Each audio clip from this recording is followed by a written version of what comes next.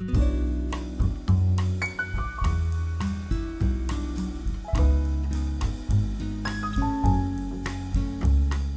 damos la bienvenida aquí al Centro de Estudios de Hermenéutica.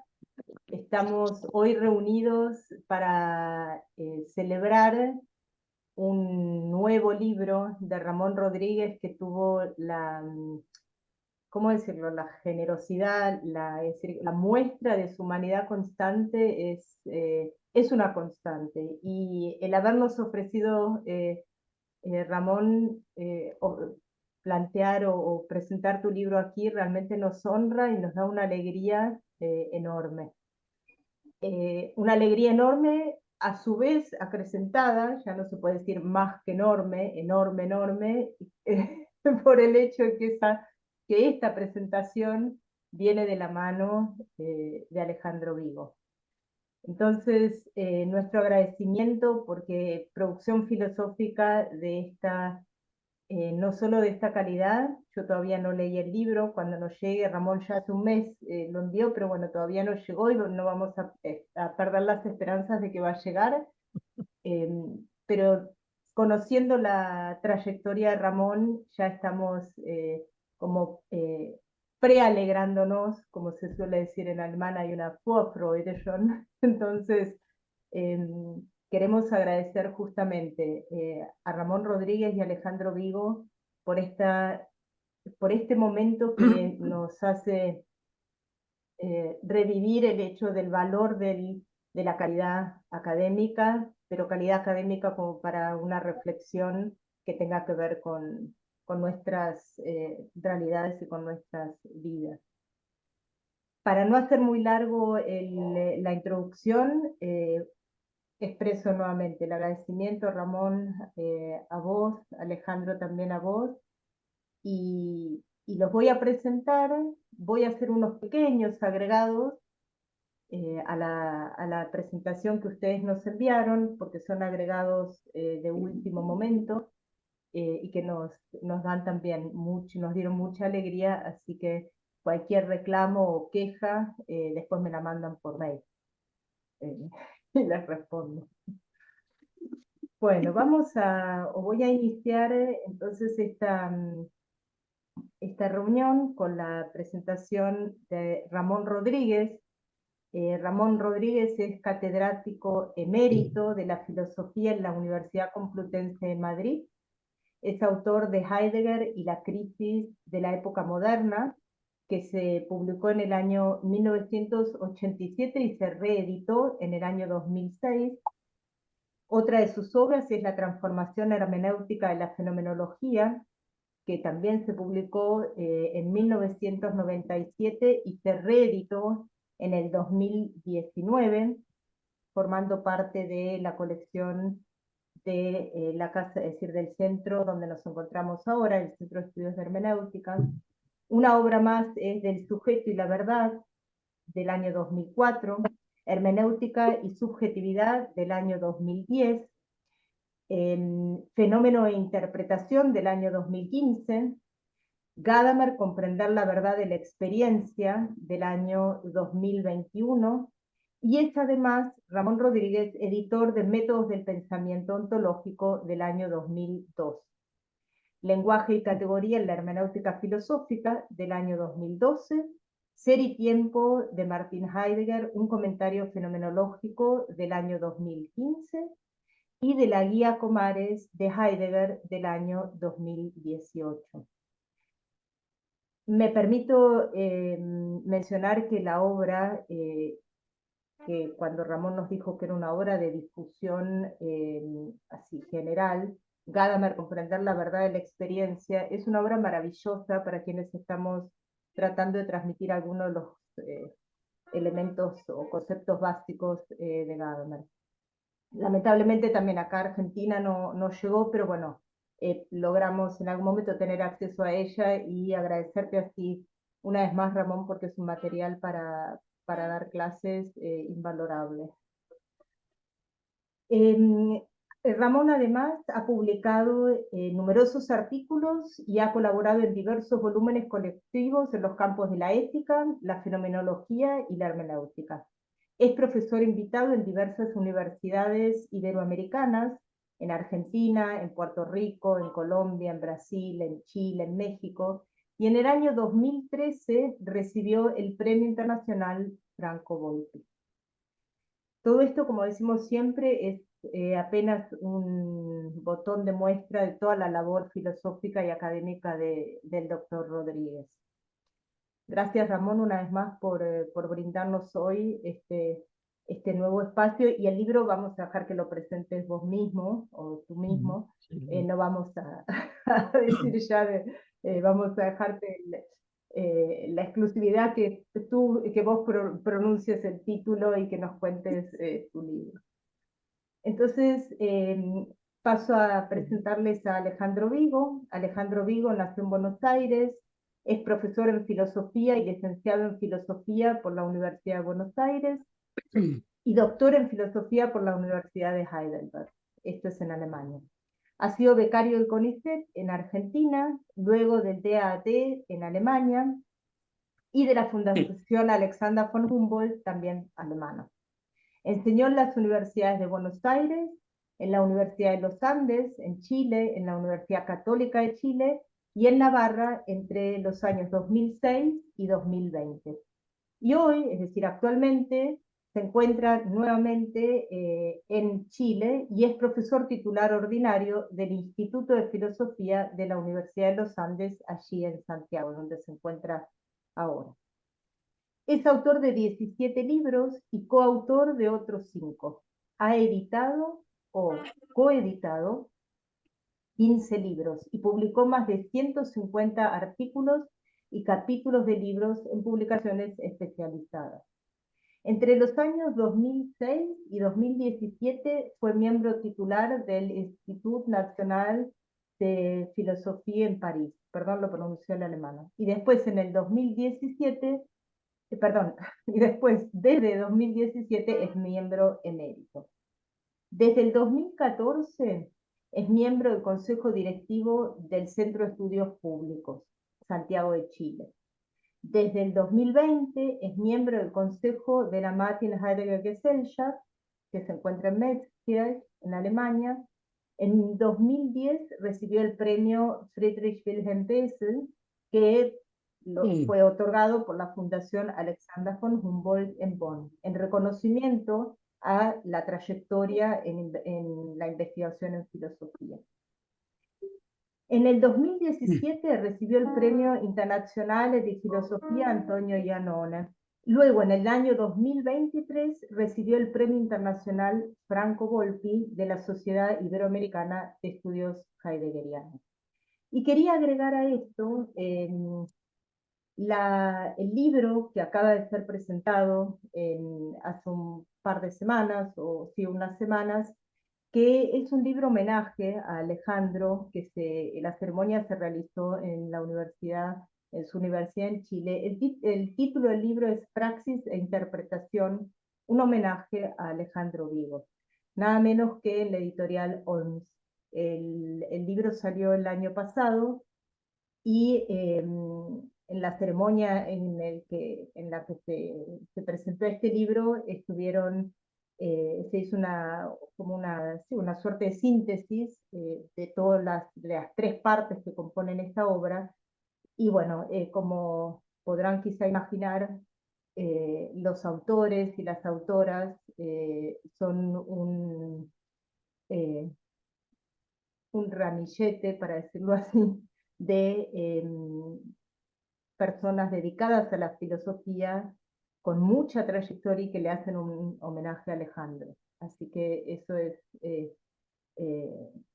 me parece digno también de contarles, además de que ha salido hace muy poquito la Guía Comares de Aristóteles a cargo de Alejandro Vigo.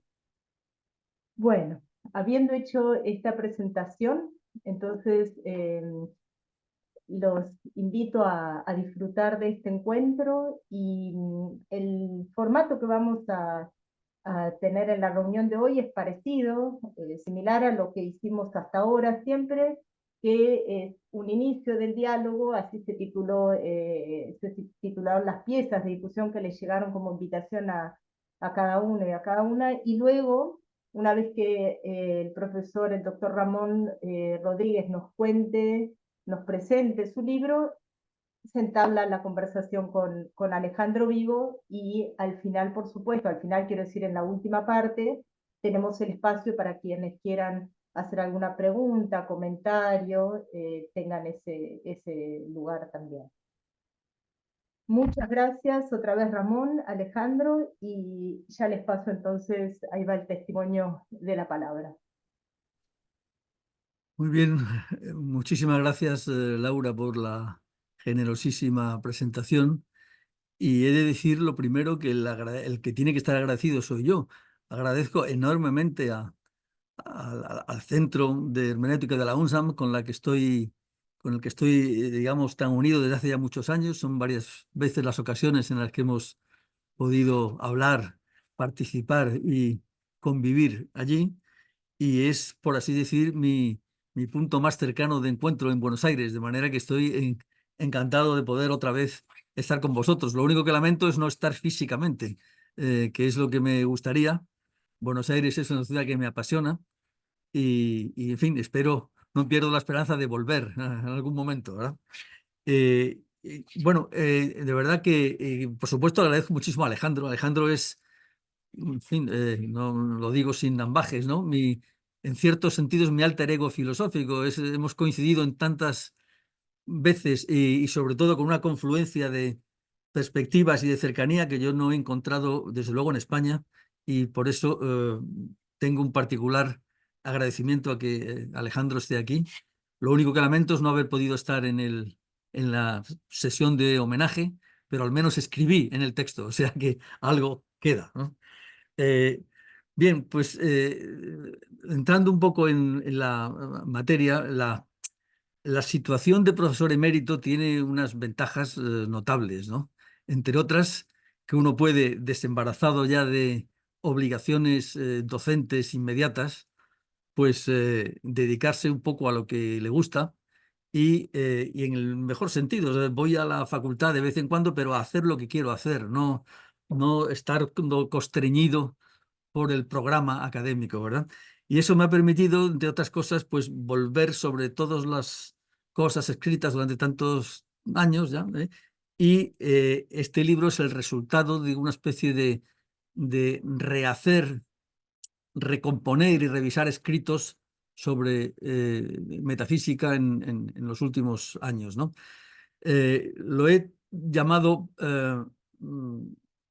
la metafísica del siglo XX, un poco de manera, por así decir, eh, no provocativa, sino más recordatoria, ¿no? En el sentido de que el siglo XX es un siglo eminentemente metafísico. Es decir, lo que yo quería decir con ese título, entre otras cosas, es que tras la eh, crítica kantiana y el positivismo radical que se impone en buena parte del siglo XIX, el siglo XX es claramente una especie de, si no resurrección, digamos, de replanteamiento general de las grandes cuestiones metafísicas, ¿no?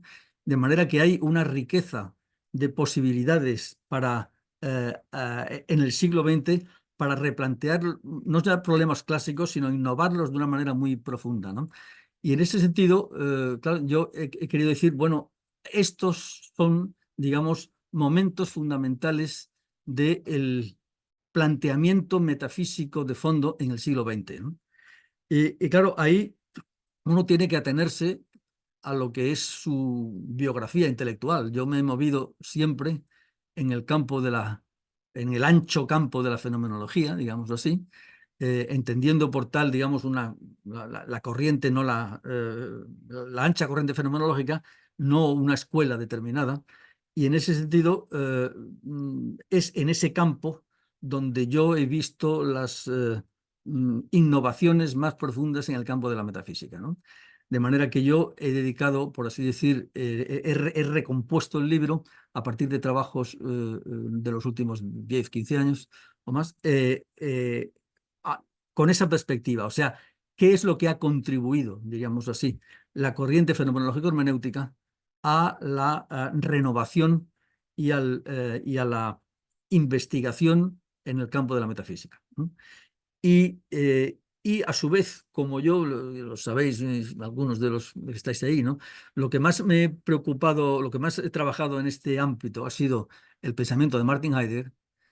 En lo fundamental en este texto no he entrado en el pensamiento de Heidegger, sino más bien ver justamente aquellos momentos del pensamiento contemporáneo en los cuales hay, por así decir, planteamientos metafísicos que suponen en cierta medida, pero no continúan, desde luego, el pensamiento heideggeriano. En un sentido fundamental, sí, la parte que he dedicado a hermenéutica, pero digamos, no es Heidegger el protagonista, sino más bien las continuaciones posibles en el campo de la hermenéutica de la problemática metafísica, ¿no? Entonces, yo lo que he hecho más o menos es organizarlo de la siguiente manera, ¿no? En primer lugar, la idea que me parece muy típica del siglo XX, del arraigo de la metafísica en la naturaleza misma del existir humano. Y en ese sentido me ha parecido siempre que la gran idea que subyace a eso es la idea kantiana de la metafísica naturalis, ¿no? Esa forma en la que Kant, recordaréis, no solamente se pregunta por la metafísica como ciencia, sino cómo es posible la metafísica natural, ¿no? Y esa idea de una especie de arraigo de la metafísica en la estructura misma del ser humano me parece una idea extraordinariamente explotada en el siglo XX, ¿no? De manera que es a partir de ahí en lo que monto, por así decir, el texto, ¿no? Y luego lo he dividido esencialmente en tres partes. Una, la problemática en torno al concepto de ser, que sigue siendo, pese a todo, el epicentro de la reflexión metafísica en el ámbito fenomenológico hermenéutico. Y ahí pues me he ocupado precisamente de las concepciones del ser que no son las heideggerianas, es decir, de Husserl, de Levinas, de Ortega, y por tanto, y de la corriente que sigue una cierta tendencia a ir más allá del ser, una especie de pequeña tesusías que es típico de los extremos de la fenomenología, ¿no? De manera que esa especie de replanteamiento general de la problemática del ser, la renovación de esa problemática es claramente un punto clave de la reflexión filosófica del siglo XX, ¿no? Y luego me parece que el otro punto decisivo de reflexión filosófica en torno a grandes cuestiones metafísicas es la incorporación del problema del ser histórico, digamos, de la historicidad como dimensión básica de lo que es, ¿no? Y en ese sentido, quizá las partes más trabajadas en el siglo XX es exactamente hacerse cargo de la problemática del ser histórico, ¿no? ¿Qué significa el que el ser mismo sea histórico y en qué sentido, ¿no? Y eso es un punto que me parece clave en toda la reflexión del siglo XX. Y lo que me ha interesado poner de manifiesto es que la hermenéutica filosófica, que es quien principalmente recoge este reto de hacerse cargo de la historicidad, digamos, de lo más esencial de la naturaleza humana y del ser mismo, esa reflexión hermenéutica es tenida en buena medida por una crítica radical de la tradición metafísica. Lo que yo he tratado de mostrar en esas partes del texto es que eso no es así. Es decir, lo es. Hay claramente una especie de deriva antimetafísica muy claro en la hermenéutica, ¿no? Pero a su vez el tipo de reflexión que la filosofía hermenéutica pone en marcha sobre el ser histórico, lo que muestra más bien es, digamos, que se mueve en un nivel de reflexión trascendental que es equivalente a la reflexión metafísica, grosso modo, clásica, ¿no? De manera que el nivel en el que se mueve la filosofía hermenéutica es un nivel de filosofía primera, o sea, de un nivel fundamental, donde lo que se pretende es llegar al nivel último al que la reflexión alcanza. Y por tanto, ese es un nivel, diríamoslo así, claramente equivalente a la fundamentación última propia de las reflexiones metafísicas tanto clásicas como trascendentales, ¿no? Y por tanto, mi esfuerzo hoy ha sido mostrar el carácter, diríamos así, metafísico de fondo, si queréis, de filosofía fundamental que tiene el pensamiento hermenéutico, ¿no? Y eso, pues, trato de mostrarlo tanto con el origen heideggeriano, pero sobre todo en la obra de Gadamer y en las derivas subsiguientes, ¿no? Claro, es obvio que esa posición que yo trato de exponer ahí se opone bastante claramente a la deriva, digamos, antimetafísica clara de una parte de la hermenéutica del siglo XX, que es lo que podríamos llamar la deriva nietzscheana, seguida, por ejemplo, por Bátimo y otros. Por tanto, yo creo que la hermenéutica fenomenológica no sigue esa deriva y, por tanto, lo que he tratado de mostrar es justo que se mueve en un nivel de radicalismo que es el nivel de la filosofía trascendental clásica, ¿no? Y bueno, eso es, digamos, la parte correspondiente a digamos, a la problemática del ser histórico. Y ahí he puesto un apunte que me ha parecido interesante porque me parece absolutamente, para mi entender, único, que es la reflexión sobre el ser histórico eh, hecha desde los supuestos de desde la metafísica clásica aristotélico-tomista, que hizo el que fue mi maestro inicial en la Complutense, el profesor Millán Puelles, ¿no? Que yo creo que es lo único que yo he leído de verdadera originalidad sobre cómo hacerse cargo de la historicidad desde categorías clásicas, es decir, desde las categorías de la metafísica clásica, ¿no? ¿Y qué quiere decir existencia histórica? Es algo que yo no he encontrado, lo digo, es posible que lo haya, ¿verdad? Pero yo desde luego no lo he encontrado con eh, digamos, con esa forma tan directa de afrontar ese problema desde unas categorías metafísicas tradicionalmente tenidas por ahistóricas, ¿verdad? Y luego he puesto una tercera parte que me ha parecido también muy típico del pensamiento del siglo XX, que es la utilización de la metáfora para llegar, digámoslo así, a ese nivel último de radicalidad al que aspira todo pensamiento metafísico. Y en ese sentido me parece que el pensamiento español tiene algo muy decisivo que aportar, ¿no? Porque es obvio que Heidegger ha utilizado la clásica metáfora de la Unheimlichkeit, de la inhospitalidad, tal, ¿no? Y además se recuerda a uno lo de Freud, el trabajo de Freud sobre lo unheimlich, etcétera, ¿no? Pero el pensamiento español, es decir, Ortega y Gasset en concreto, y María Zambrano, han utilizado en el mismo sentido la metáfora del naufragio, ¿no? Ortega, y la metáfora de las entrañas, María Zambrano, ¿no? Y yo lo que he tratado en esa parte es justamente de conectarlas las tres, ¿no? Y en qué medida la metáfora del naufragio vital que Ortega ha utilizado constantemente como la gran metáfora que muestra eh, aquello que no se deja mostrar con un razonamiento explícito, que es la situación inicial en la que se encuentra el hombre cuando adviene sin más al hecho de vivir, ¿no? Y esa especie de naufragio como metáfora explicativa de la condición última del ser humano, eh, eh, tiene una específica relación con la Unheimlichkeit heideggeriana, ¿no? Que yo trato ahí, y lo mismo María Zambrano, que era discípula de Ortega, claro, con la metáfora de las entrañas, ¿no?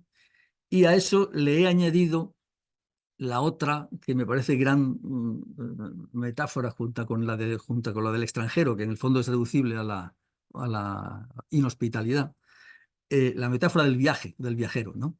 Y ahí me lo tomaba sobre todo de un texto breve pero maravilloso de Kafka, que muestra exactamente la condición, digamos, del viajero que se pone en marcha hacia no sabe dónde, pero que se pone en marcha, ¿no? Y eso me parece muy expresivo de una cierta filosofía del siglo XX, ¿no? Bueno, y para terminar, como estamos en el siglo XXI y me iban a acusar de que como buen emérito soy viejo y me quedo en el siglo pasado, pues no he querido dejar de poner una especie de vista al siglo XXI y he incorporado una última cosa sobre el nuevo realismo que está hoy en cierto sentido tan, en fin, no sé si decir de moda, porque las modas pasan tan rápidamente que nunca se sabe uno en qué moda está, ¿verdad? Pero digamos que se ha sido suficientemente discutido hasta ahora y me parece que en cierto momento, asombrosamente, el siglo XX recupera, no ya la metafísica, el siglo XXI recupera ya no solamente la metafísica del siglo XX, sino que el nuevo realismo plantea las cuestiones de la vieja metafísica precartesiana y cartesiana, es decir, que estamos en pleno, digamos, enraizamiento metafísico, ¿no? Bueno, yo creo que con Laura con eso basta de entrada, ¿verdad? Gracias de todas maneras. Muchas gracias, Ramón. Una apretada síntesis que ya nos pone al tanto de tu obra. Abierto el apetito.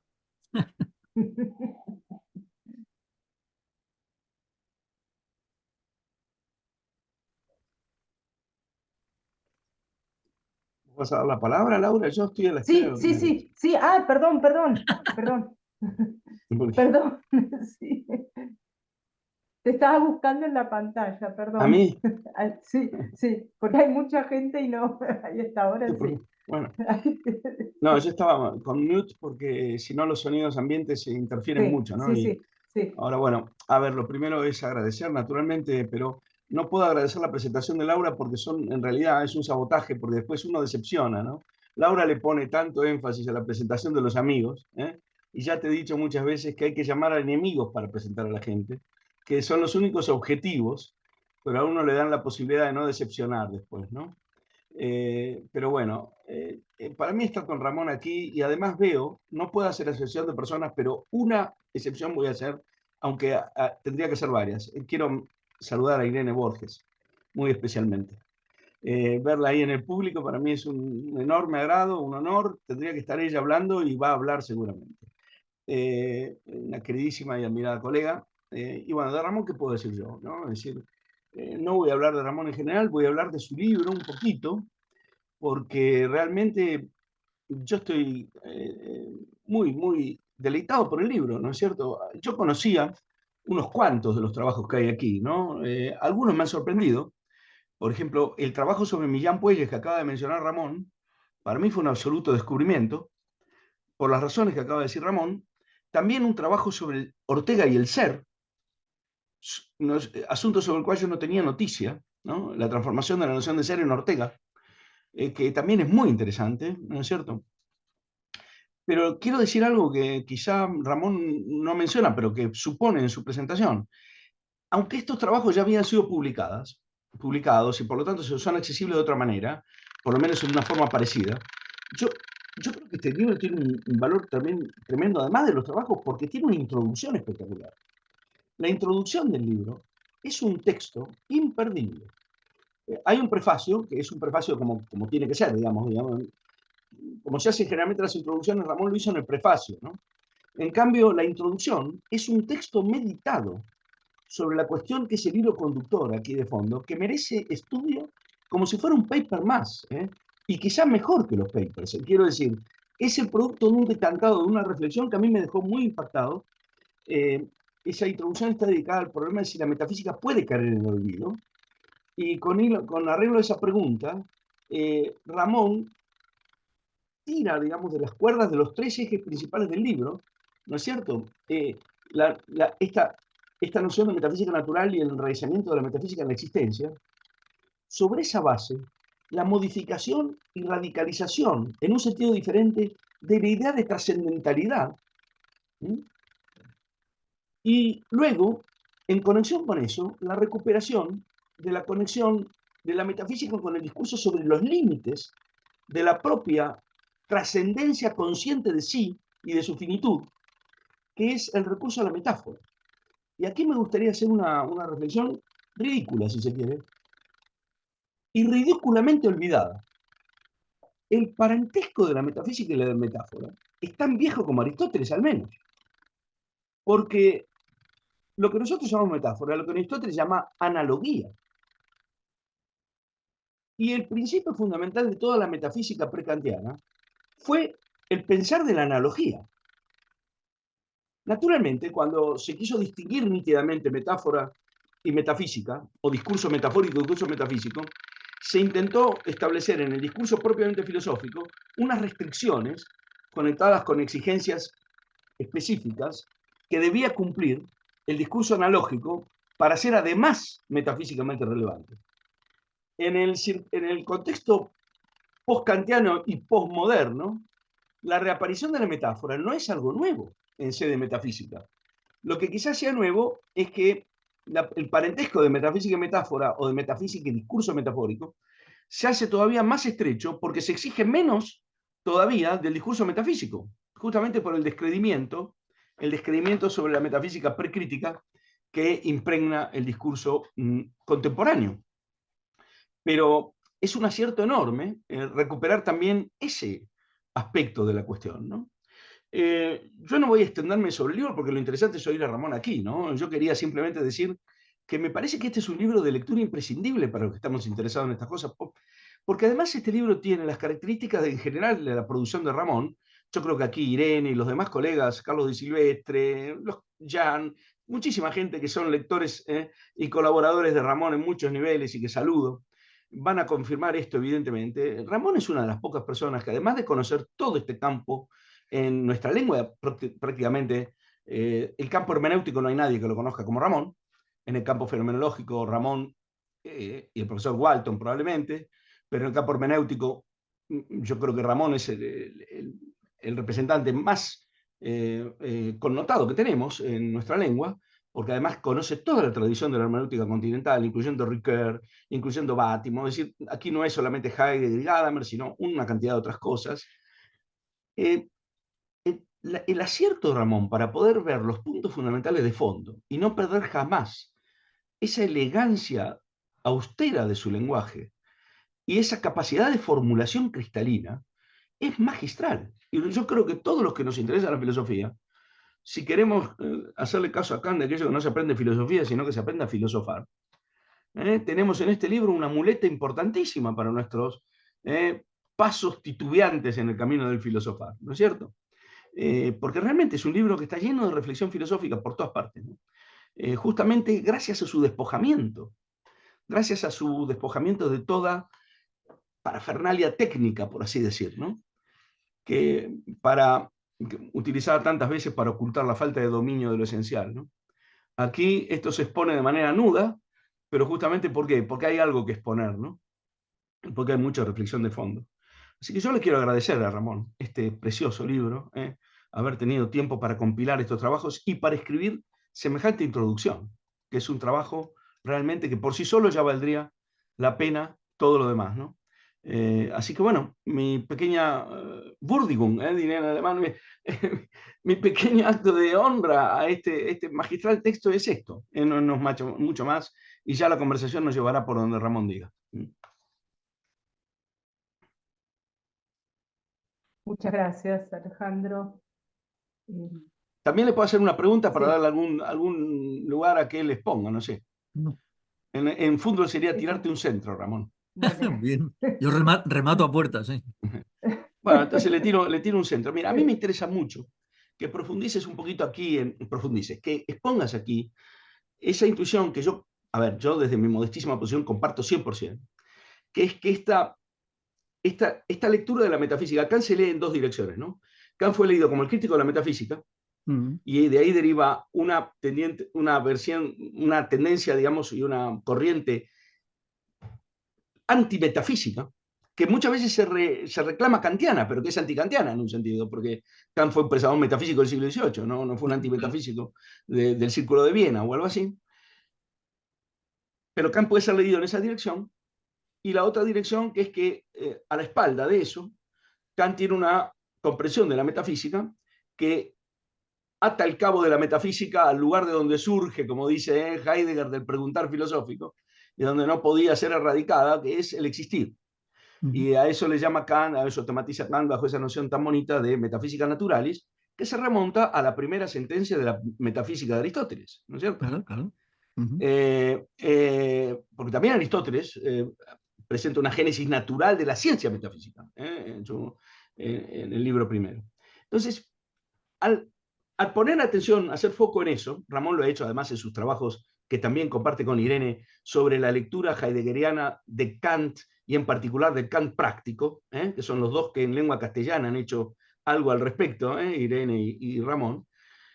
Claro, al poner Kant foco allí, aparece ahí una posibilidad de explorar y de explotar en una dirección distinta la noción clásica de trascendentalidad.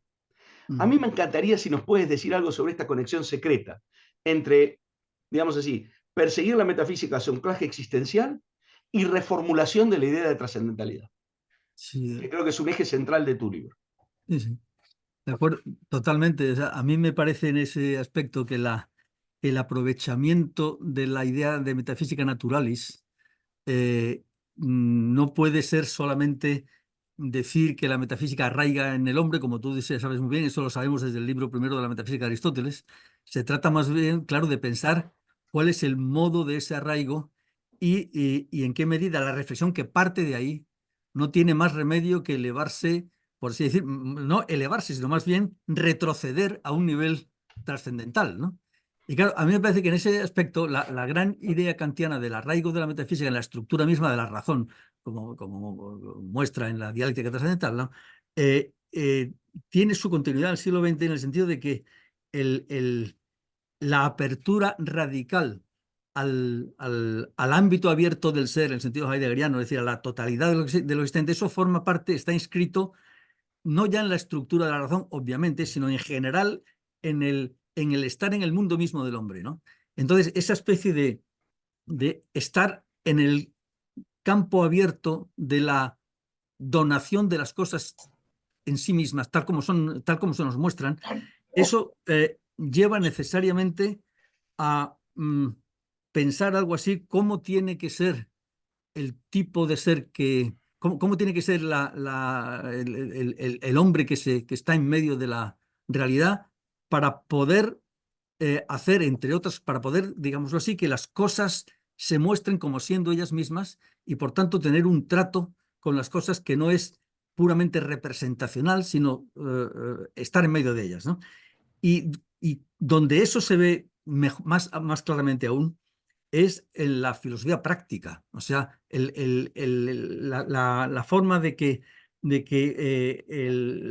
la experiencia moral, sin que tengamos que poner en ella ahora mismo ningún tipo de determinados caracteres, pero la experiencia moral en general eh, mm, nos remite en una especie de retroceso analítico regresivo, como decía Kant en los prolegómenos, ¿no? Un retroceso analítico regresivo hacia las condiciones ontológicas que hacen que sea posible recibir algo así como una experiencia moral.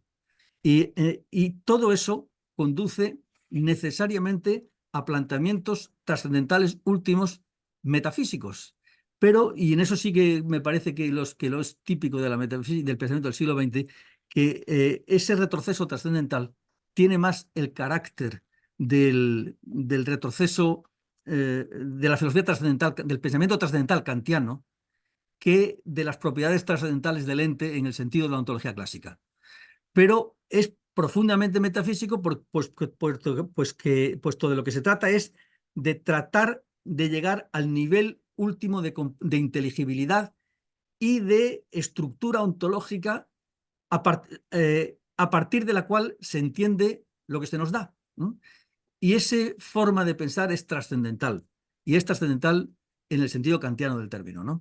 Y a su vez, digamos, mantiene ciertas estructuras básicas de la trascendentalidad de la metafísica clásica, que no es cuestión, digamos, de entrar ahora en la letra del asunto, pero yo creo que el tipo de reflexión trascendental es el tipo de pensamiento que marca toda esta reflexión metafísica. Y lo que yo he tratado de mostrar es que la hermenéutica, que como visto desde una manera, digamos, un poco superficial, pero que tiene su fundamento, es visto como una filosofía antitrascendental, la hermenéutica, no hay tal cosa en ello. la hermenéutica guarda una clara estructura de reflexión trascendental. La prueba de eso es que Gadamer dice que el concepto de historicidad es un concepto trascendental. Por algo lo dice. ¿Por qué tiene que utilizar la idea de concepto trascendental para aquel concepto que precisamente es al que se le atribuye la ruptura de toda trascendentalidad? La historicidad, el carácter histórico de algo, es visto como lo que rompe toda estructura permanente y se atribuye a la trascendentalidad esa estructura de permanencia tal, pues que la reflexión hermenéutica solamente pueda entenderse como llegar a un nivel trascendental indica que estamos en el campo de un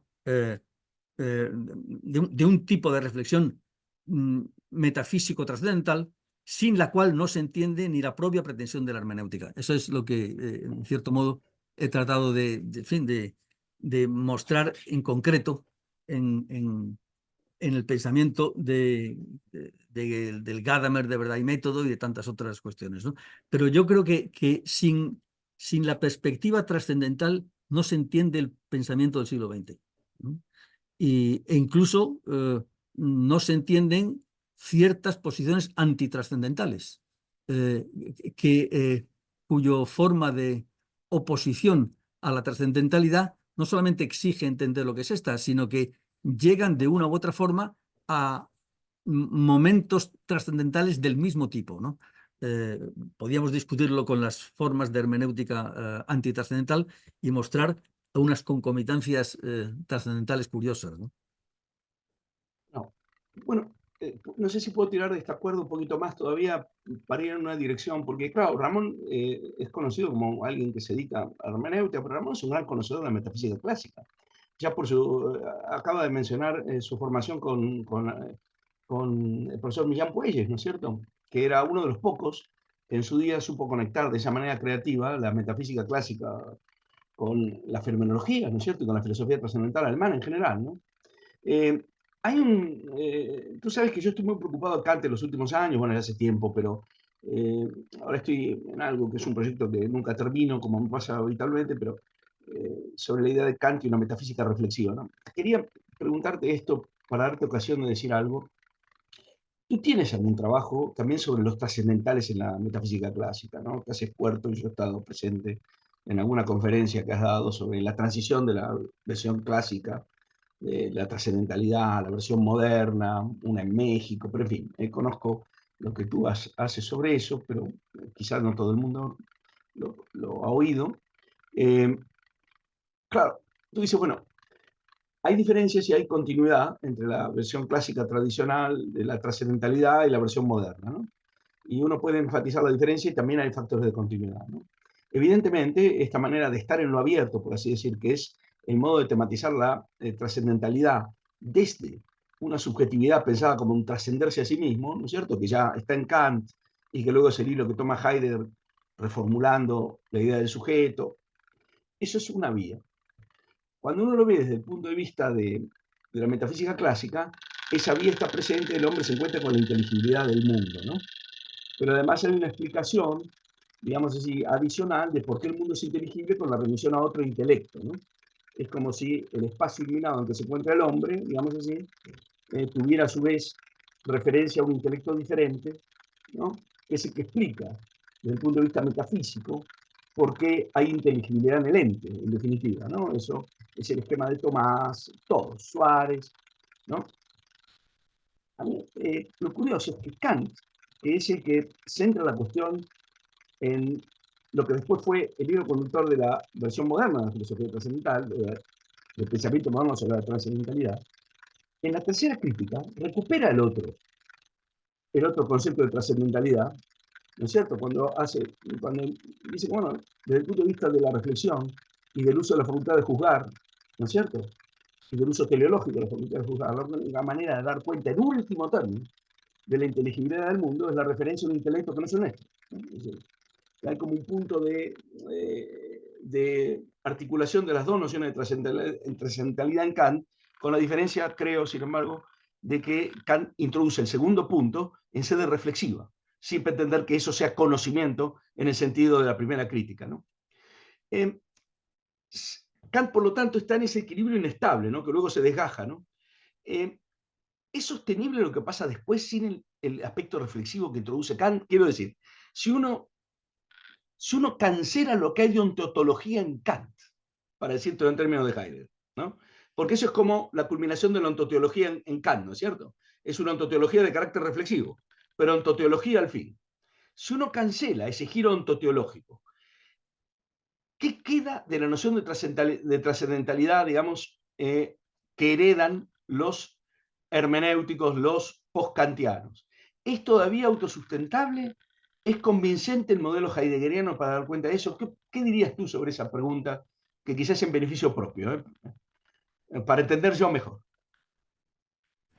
No sé, Alejandro, planteas ya una cuestión casi de cuestión límite realmente, ¿no? O sea, verdaderamente, a ver, yo creo que en la idea básica de la trascendentalidad de la metafísica clásica, el verum trascendentale, la verdad trascendental, es, digamos, el supuesto básico del que parte el propio Heidegger, es decir, el que las cosas son por principio, por el mero hecho de ser inteligibles, es decir, abiertas a poder ser inteligidas. Ese es el supuesto básico, digamos, de toda actividad comprensiva del hombre. Es decir, si por hipótesis lo dado fuera ininteligible, ni siquiera podríamos entenderlo como dado. En fin, por tanto, eso es algo así como el suelo radical en el que se apoya la experiencia humana en cualquier sentido, ¿no? Entonces, claro, el que esa idea del verum trascendentale se apoya a su vez en la, digamos, en que esa inteligibilidad es dada por el intelecto divino, eso, digamos, eso sigue vigente en Kant, como tú bien has dicho. Es decir, la diferencia entre intellectus, ectipus y archetypus juega un papel constante en la filosofía kantiana. En lo que yo sé, tú sabes mucho más que yo de eso, sin ninguna duda, ¿no? Pero ese papel constante, diríamoslo así, de esa diferencia básica, no parece jugar papel en la filosofía trascendental de corte fenomenológico, en el sentido, yo creo, de que metodológicamente hablando, lo que se da es inteligible por sí mismo, en el sentido que lo que se nos da se nos muestra como siendo ello mismo, y ese mostrarse como ello mismo forma parte del dato del fenómeno, y no es, por así decir, no es, digamos así, en ningún sentido se nos da algo así como una cosa en sí detrás de eso que nos obligue a pensar en una especie de donación absoluta, independiente o de otra manera que nuestra manera de darse. Las cosas se nos dan como siendo ellas mismas, y eso es la experiencia inicial, diríamos así. Sí. Y ahí no hay, digamos, el supuesto de una visión absoluta no es, digamos, no juega papel porque no es necesario, digámoslo así, ¿no? Entonces, en ese sentido, a mí me parece que el camino, digamos, de la ontoteología en esta experiencia básica del siglo XX es otro. O sea, es de tipo reflexivo, como tú dices, es decir, llegamos a ello a través de no del dato inicial de la inteligibilidad, sino del ahondamiento en la estructura del propio existir que, que se ve como correlativo con esa forma de donación, ¿no? Y ahí hay, digamos, distintas formas de ser, desde una teleología racional hasta una, no sé, pero en cualquier caso, a mí me parece en ese sentido que que la metafísica del siglo XX es metafísica en la que yo a partir de las condiciones trascendentales de lo que se da tal como se da.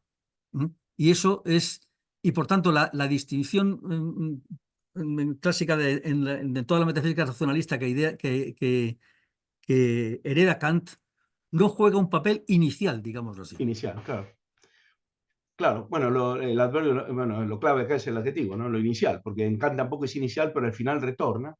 ¿Tú no piensas que, que el modelo del Heidegger 2 es una especie de contramodelo contra ese modelo ontoteológico, pero intentando dar cuenta del mismo fenómeno de esa disponibilidad inicial de lo dado, por así decir? Tú tienes un pasaje donde hablas de la Lichtung aquí en el libro, que es muy iluminador, aunque parezca un juego de palabras, ¿no? Porque claro, pensar el ser desde la Lichtung ahora es como remontarse a algo que hace posible también la patencia del ser y que es como, digamos así, la condición de posibilidad, la patencia de cualquier condición de posibilidad de patencia. Y eso es como eso no es un pequeña tesucía también y no es como darle la vuelta por otro lado al mismo modelo que la ontoteología tenía en vista, pero en sede causal, por así decir. Completamente de acuerdo, Alejandro, como siempre, totalmente. O sea, la idea de, digámoslo así, es que hay un hacer aparecer que él mismo no aparece y por tanto está, digámoslo así, más allá de todo lo que puede ser calificado como ser en la medida misma en que lo hace visible, lo hace manifestable. Y ahí mi duda siempre con el pensamiento de Heidegger es si la palabra ser tiene tanta, digamos, anchura semántica como Claro, para coger claro, claro. tanto al fenómeno mismo de la Lichtung como lo que aparece, como lo que aparece en la Lichtung y, y la correlativa apertura de la existencia humana a ello. Bueno, entonces, Entonces, claro, ¿eh? claro, claro. No, ¿sabes por qué me motivaba esto? Porque tú también tratas a Levinas en el texto, y yo estaba pensando, ¿no? Que tu tratamiento de Levinas como alternativa es verdad, claro, más allá que el ser, de otro modo que el ser, bueno, pero en Heidegger mismo, ya de bastante temprano, hay una tentación de le pequeña tesusías. ¿Te acuerdas? En el tomo 24, el tiempo está más allá del ser.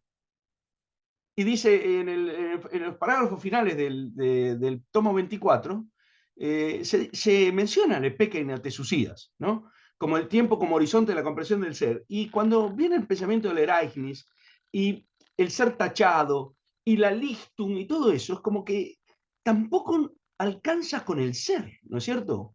Y hay que poner algún tipo de momento ulterior desde el cual se hace explicable, ¿no es cierto?, el fenómeno del ser y la verdad, ¿no? Entonces, en fin.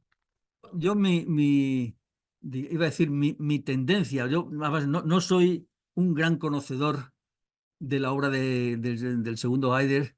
Vamos, conozco creo que lo fundamental, pero con toda esta inmensa cantidad de manuscritos que se están publicando, desde luego yo no he accedido a toda esa montaña de textos, ¿verdad? Pero digamos, mi tendencia a pensar es que en cierto sentido, en esta especie de reflexión metatrascendental que hace Heidegger en último extremo, la idea misma de Lichtung y de campo abierto de manifestabilidad último, yo dudo que eso se deje pensar con la noción de ser, digamos, que ha sustentado la metafísica occidental, digamos así, ¿no?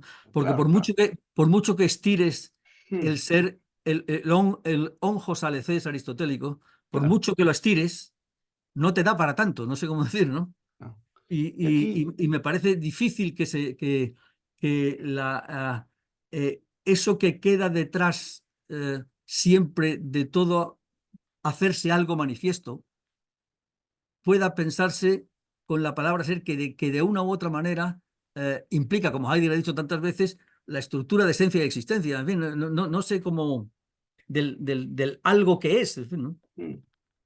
Sí, no, claro, aquí la última conexión que me gustaría hacer para que puedas explayarte es la siguiente, conectando con esto, con lo que has dicho antes de Millán Puelles. Tú dices que, y yo ni siquiera conocía lo de Millán Puelles, así que imagínate, que claro, tú no viste, hasta el caso de Millán, no viste nada en clave de la metafísica tradicional que pudiera dar cuenta de la historicidad de lo histórico. Y que Millán parece ser un intento, sino único, por lo menos muy peculiar y muy sorprendente. Yo te confieso que quedé muy impactado con la lectura de ese trabajo porque desconocía completamente esto. Me llama la atención porque además es muy enigmática, varias cosas que dice son muy enigmáticas, tú lo explicas de una manera espléndida, pero Claro, Millán, con todo el aparato de la metafísica tradicional, trata de hacer justicia a algo que a la metafísica tradicional se le escapaba, ¿no es cierto? El ser de lo histórico en cuanto histórico, ¿no? Y claro, y por otro lado tenemos que el giro total de Heidegger es introducir la historicidad, ¿no? Eh, eh, y la historicidad como un rasgo del ser mismo, ¿no es cierto? Pero al mismo tiempo no puede escapar a identificar alguna estructura, ¿no es cierto? Que ella misma no esté sujeta de la misma manera a la historicidad de la que da cuenta, ¿no?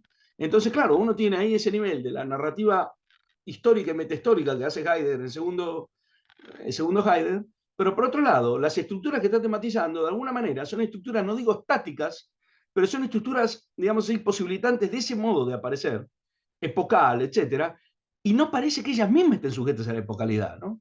O sea que la paradoja que tiene Millán por un lado parece que la tiene Heidegger por el otro, o estoy pensando mal.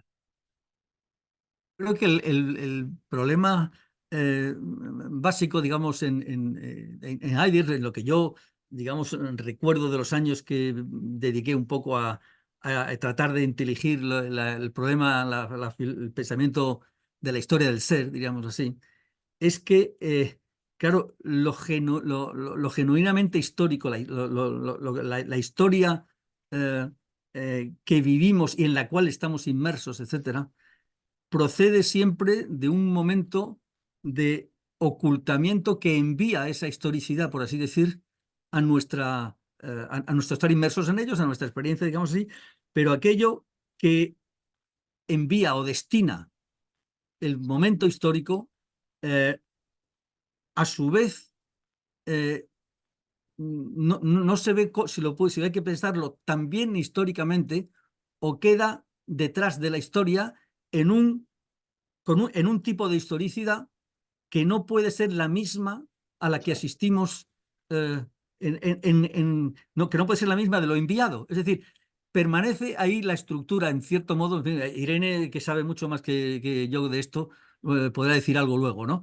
Pero a mí me parece que en ese sentido, digamos, se repite la problemática de todo pensamiento trascendental en último extremo, que es que no puedes aplicar las categorías de lo constituido sobre lo constituyente. De manera pues que no podemos entender con la historicidad en la que estamos inmersos el carácter histórico de eso que queda detrás, que a su vez seguimos llamándolo como ser.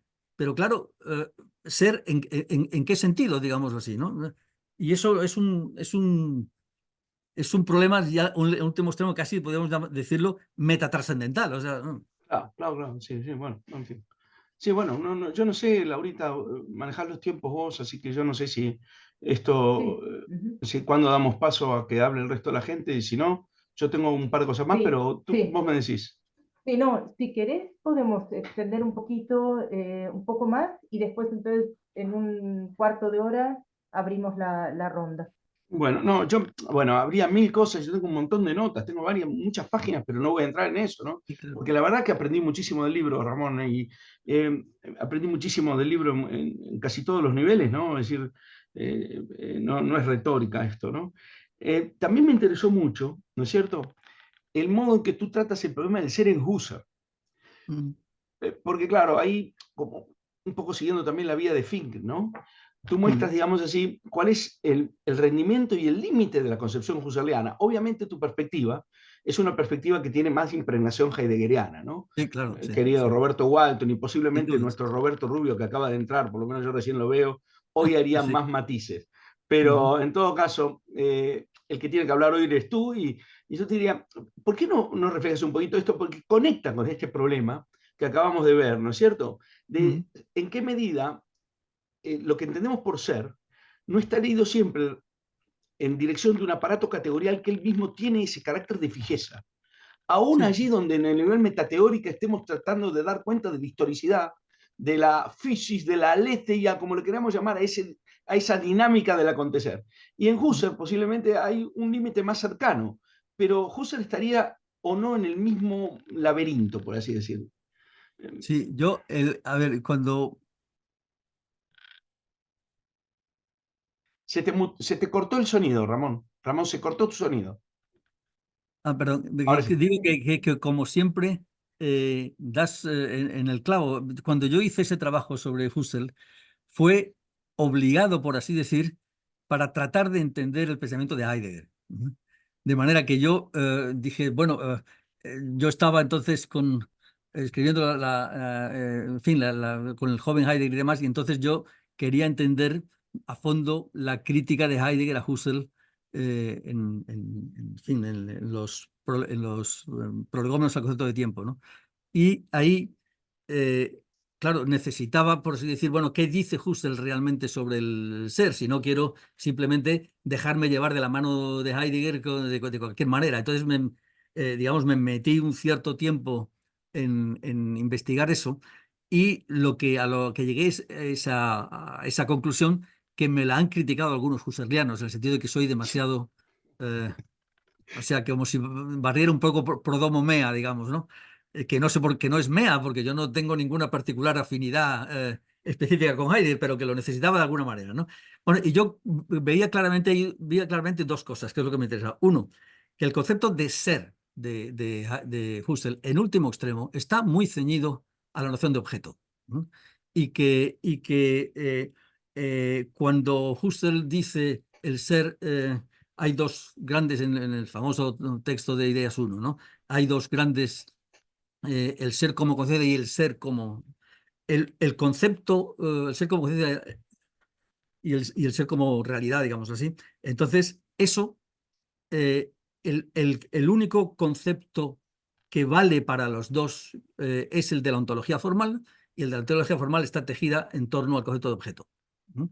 Y en ese sentido, de una u otra forma, yo digo, bueno, la reflexión, la reducción fenomenológica que también reduce la ontología formal, es, en último extremo, lo que me daba mi pie para entender, de un lado, a Ortega, que es claramente objetivista o fijista, en el sentido de que Ortega, sin hablar directamente de Husserl, pero claramente influido por él en ese contexto, dice, el concepto de ser en último extremo es el concepto fijo de una entidad estable y permanente que viene de la ontología griega. Y, por tanto, ser, digamos, primo et per se es eso. Entonces, claro, eso evidentemente no vale para muchos contextos, pero por eso la idea de superación de la ontología, que es típica de los discípulos de Ortega, de que la vida como realidad radical supera la ontología, está más allá de la ontología, ¿no? Esa misma vía es la que, por otro lado, encuentras en la obra de Levinas, más dirigida contra Heidegger que contra Husserl, pero claramente mi idea es, bueno, es que la idea misma de un ámbito sin ser es abierta por Husserl y es seguida por la fenomenología, por ciertos momentos de la fenomenología, claramente. Desde luego, lo es por Ortega, lo es en otro sentido por Levinas, y es claramente lo que llama la cierta fenomenología francesa, como la que sigue Jean-Luc Marion, etcétera, etcétera, ¿no? Con una especie de radicalización de la reducción, ¿no? Cuanto Justamente. más reducción, más, digamos, se llega a un ámbito sin ser. Yo en eso soy heideggeriano, no lo creo posible. Ya. Y me parece, como tú dices muy bien, que Heidegger a su vez está en cierto sentido siguiendo eso, siguiendo ese camino de un ámbito de pura ocultación, manifestación, que en cierto modo apunta a lo mismo, ¿verdad? Pero en fin, eso no lo puedo jurar, ¿no? Bueno, justamente, bueno, creo que hay lugar para una última, ¿no, Laurita? Sí. Sí, Bueno, sí, justamente sí. mi última pregunta o mi última incitación tenía que ver con Marión, porque pensador que, como diría borgianamente, pero no solo de Irene Borges, sino de Jorge Luis Borges, como diría borgianamente, ignoro minuciosamente, ¿verdad? Entonces, de Marión, yo quería preguntarte por lo siguiente. Bueno, ya se sabe, ¿no? Cada uno es quien es. A ti te critican los husserlianos, a mí me critican más. Yo sigo siendo un ontoteólogo kantiano reflexivo, porque el segundo Heidegger no me convence para nada como alternativa al modelo finalmente kantiano y tradicional. Pero eso es solamente mi declaración de obsolescencia en público, ¿no? Que no tiene por qué afectar nada de lo que tú digas. el punto que me interesaba aquí es porque, claro, tú cuando tratas a Marion, justamente muestras, me parece, los límites de los que estamos hablando. Es decir, ciertamente para toda esta tradición, incluido Kant, el dato es que el ente está abierto y es accesible, también para Kant. Pero de eso hay que dar razón. Y los caminos se separan aquí a la hora del dar razón de eso, ¿no? Kant lo hace de una manera ontoteológica, en sede reflexiva, diciendo que, bueno, el tipo de dar por verdadero al que da lugar la reflexión no es Wissen, pero es un Glauben que es racional, Vernunftsglaube. Husserl en el volumen 42 va en la misma línea, y hay amigos que están trabajando sobre eso, y Heidegger toma otro camino, ¿no? Pero la vía que tú dices, bueno, Heidegger en cierta forma hace lo mismo. Bueno, ¿por qué llega Marion a eso? ¿No? Porque claro, es como que el dato a su vez remite a algo que lo supera y que no hay manera de dar razón del dato desde el dato mismo, ¿no? O dicho mejor, partiendo del dato mismo, uno no puede instalarse en el dato, ¿no? Entonces, ¿cómo dirías tú que esta vía es heideggeriana, no es heideggeriana? Heidegger está en el medio entre Marion y Kant. ¿Dónde situamos esto, no? Porque esa fenomenología francesa a mí me parece incontrolable, ¿no? El segundo Heidegger me parece en parte kantiano, en parte incontrolable. Y Kant me parece bastante controlable, pero la gente dice que es de modé. ¿Cómo sitúas tú este puzzle, digamos, no? Sí, a ver, yo creo que a ver, es que lo de Marion me interesó en su momento, digámoslo así, porque parecía como una vía que radicalizaba los supuestos últimos de la fenomenología en el sentido de que iba que accedía al momento de la donación no como simplemente el darse del dato perceptivo con el modelo básico que Husserl sigue, el de la percepción, ¿no? Sino que la idea misma de donación, de darse algo, eh, eh, contiene ya una especie de no sé cómo decir, de momentos que no se dan como tales. Y entonces, la idea de que podemos hacer una especie de reducción a la donación pura, yo diría antes del dato, por así decir, es es un pensamiento que yo nunca he entendido muy bien y tuve ocasión de decírselo a él varias veces personalmente, porque tuve en su momento cierta relación personal con él en París, ¿no? Y por cierto, te diré en eso que ese escrito que de eso lo mandé a él en un momento determinado y me dijo, eh, eres de las pocas personas que han entendido, a pesar de que me criticas, a que has entendido lo que quiero decir. O sea que en ese sentido yo me quedé digamos, satisfecho porque, claro, la idea de ir a una especie de momento apelativo Sí, previo a la donación en sentido fenomenológico del término, yo no le veía fundamento fenomenológico a su vez. O sea, claro. me parecía que lo que él estaba jugando era con la semántica de la idea de apelación, ¿no? Mm, Establecer una especie de relaciones entre apelación, apelado y tal, como si fuese ese el ámbito en el seno del cual se da la donación. Yo, honradamente, eso no lo veía, o sea, no veía cómo es posible, digamos, pensar que el dárseme esos libros que tengo ahí delante de mí son el resultado, digámoslo así, de una previa apelación. Eso proviene de Levinas en buena medida, pero yo a Levinas nunca lo he entendido muy bien, honradamente, o sea que no puedo, en ese sentido. De manera que a mí, digamos, digamos, mi crítica a Marion es que, y mutatis mutandis a Levinas, es que yo no veo el fundamento fenomenológico de lo que dicen. Quiero decir, no veo el tránsito mm, racional que se sigue desde el momento, digamos, de la evidencia de lo que se da tal como se da a esos momentos reductivos últimos a los que quieren llegar. Nunca lo vi bien, Y, ¿no? y Heidegger ahí en medio con en los Beiträge, Zuspruch, Anspruch, porque Marion está impregnado de ese lenguaje, yo creo, ¿no? Sí, sí, claro, Heidegger claro. está como en el medio, ¿no? De esto.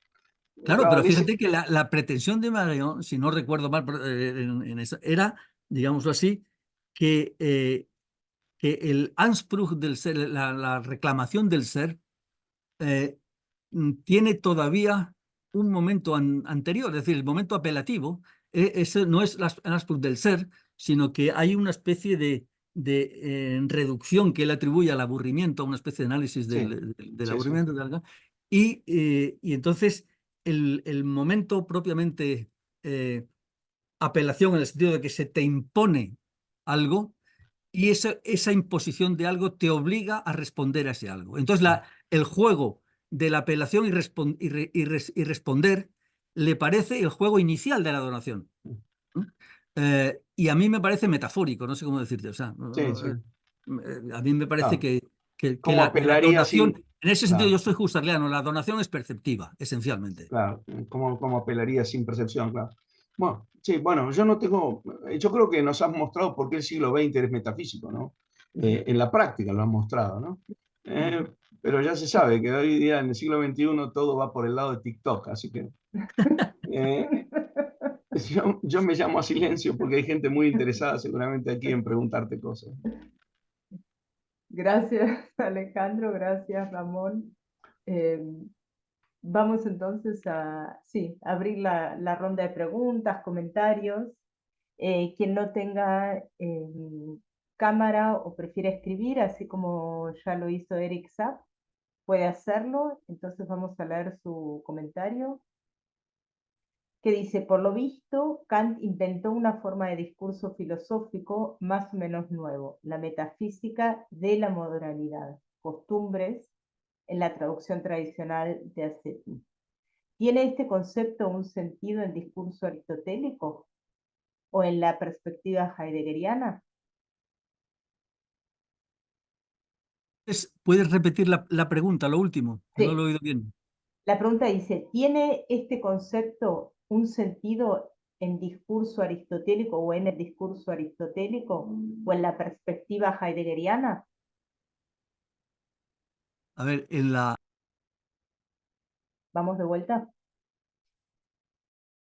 ahora, en la perspectiva heideggeriana, digamos, siglo XX, sin ninguna duda. O sea, digamos, la moralidad, o digamos, la conducta moral, es indiscutiblemente una de las vías de acceso, heideggerianamente hablando, del paso de lo óntico a lo ontológico. Es decir, la conducta moral es una conducta que realizamos en el mundo y que, por tanto, forma parte de nuestro estar en el mundo habitual.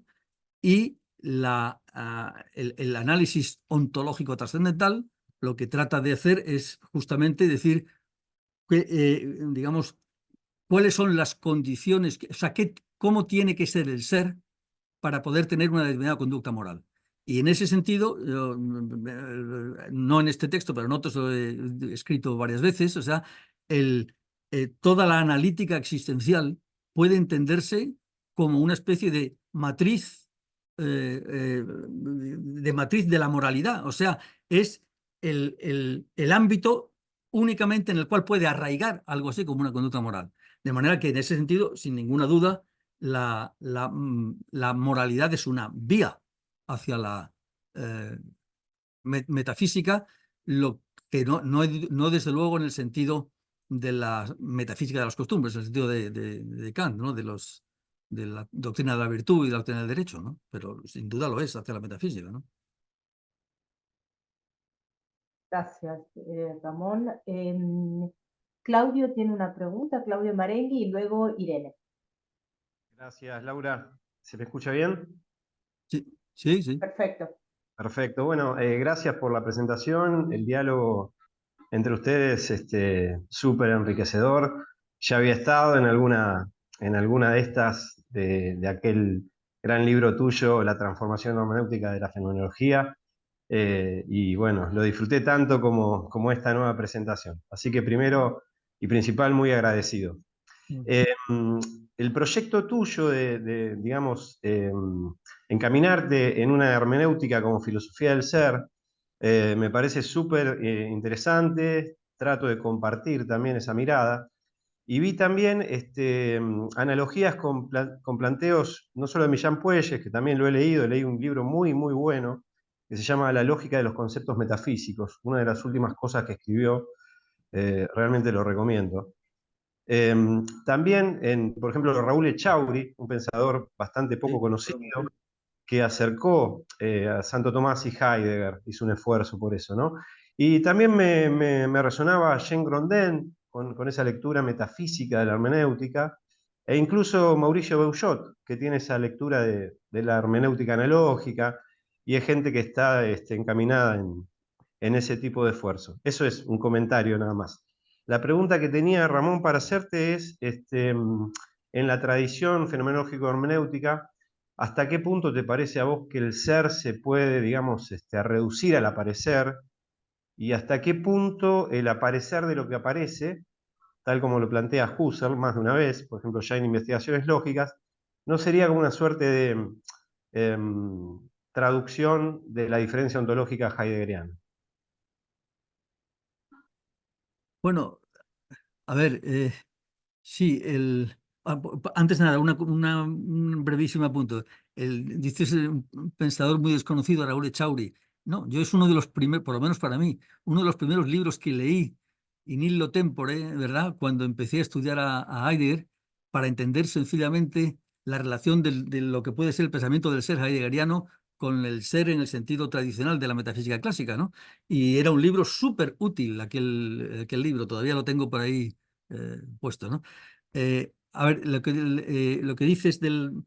eh, sí, yo creo que la diferencia entre el aparecer y lo que aparece, sí, es una diferencia absolutamente esencial en la fenomenología, clave de las investigaciones lógicas, y que, pero claro, en las investigaciones lógicas eso significa fundamentalmente la diferencia entre la vivencia y lo que aparece en la vivencia. ¿Mm? El aparecer es la vivencia, ¿no? Claro, en Heidegger hay una radicalización de eso, desde luego tomándolo de ahí, sin ninguna duda, ¿no?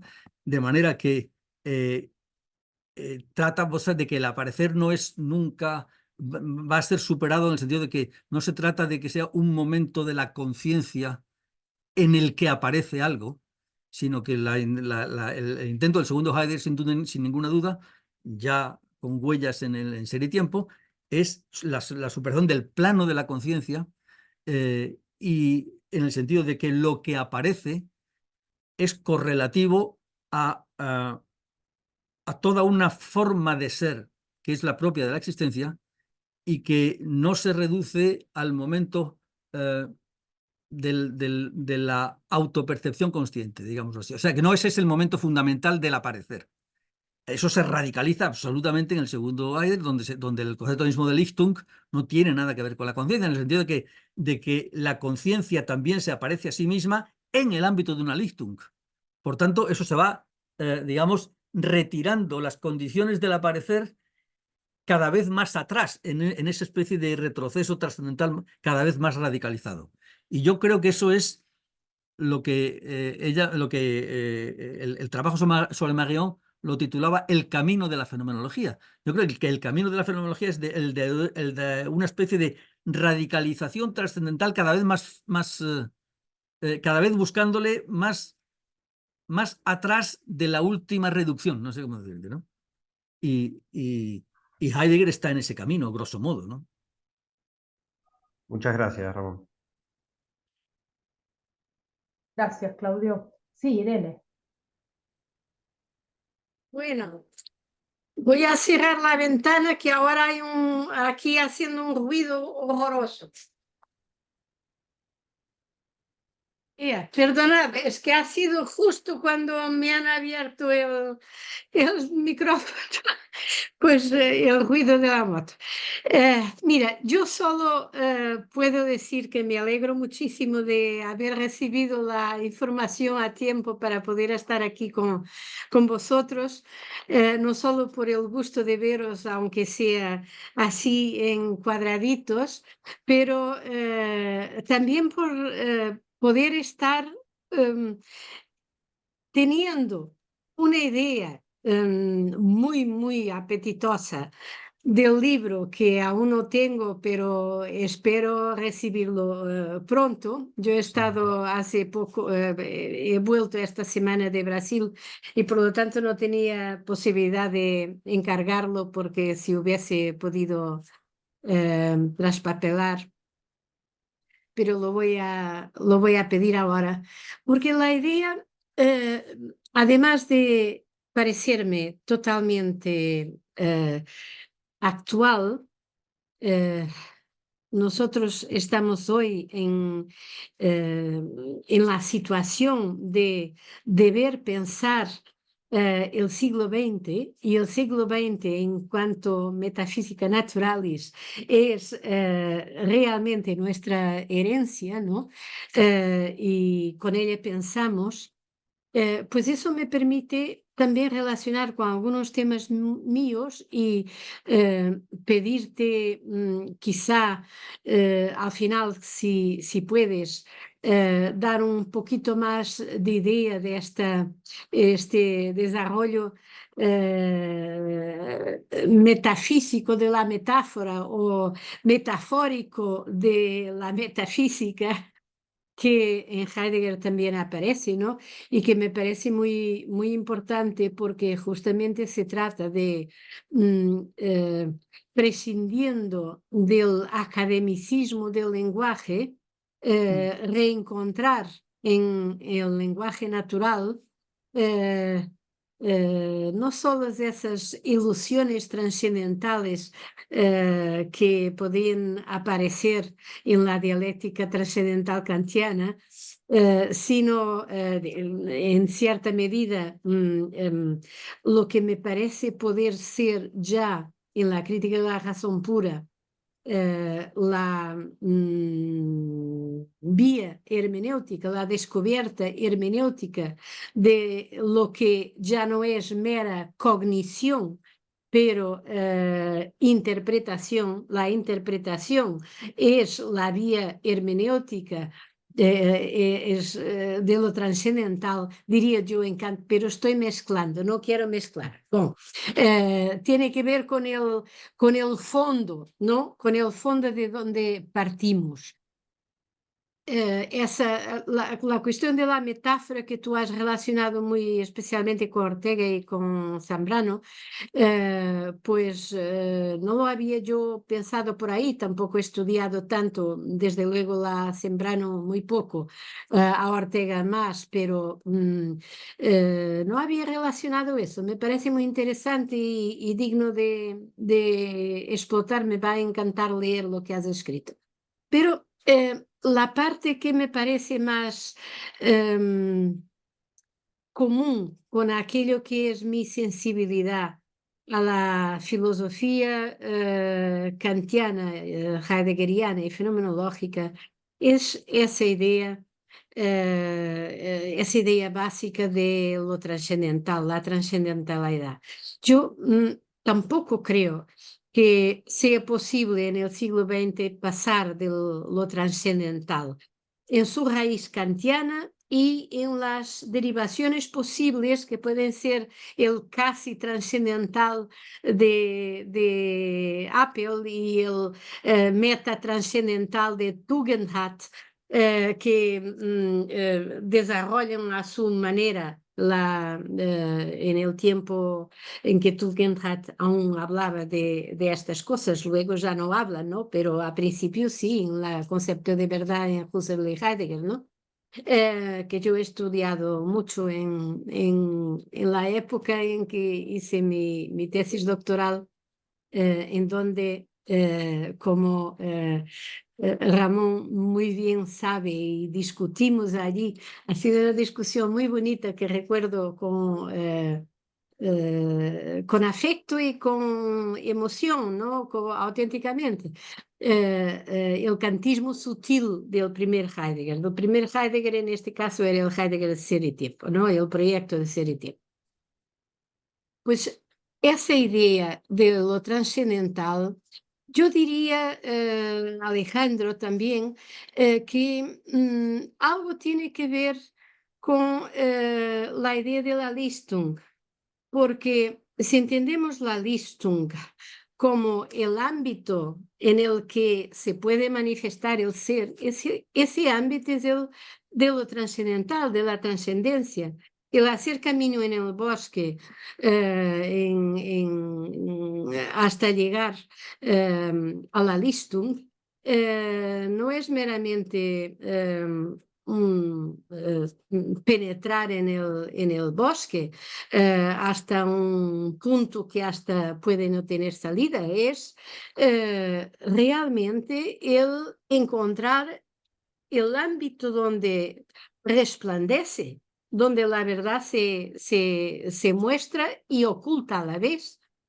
Por lo tanto, ese ámbito siempre puede ser entendido, pienso yo, como un trascendental.